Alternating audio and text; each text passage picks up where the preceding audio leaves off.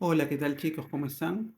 Justamente la columna cervical, más que todo las cervicales superiores, se relacionan íntimamente con la mandíbula, porque como podrán ver, aquí está el occipital, ¿sí?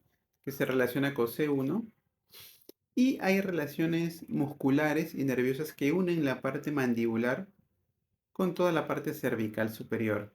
La mandíbula tiene relaciones musculares y nerviosas y la orientación de la columna cervical también va a generar diversas alteraciones mandibulares, donde supongamos que nuestra columna esté así, nosotros estamos ligeramente inclinados y no solo se inclina la columna cervical, sino también la mandíbula y al momento de masticar, pues vamos a generar mayor tensión de un lado que de otro.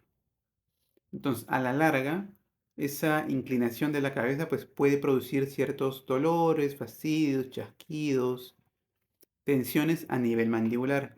Por eso es importante también evaluar la columna cervical, cómo están los movimientos, si hay alguna tensión, o esta postura mantenida, digamos, en inclinación o rotación, pues nos está generando diversos síntomas.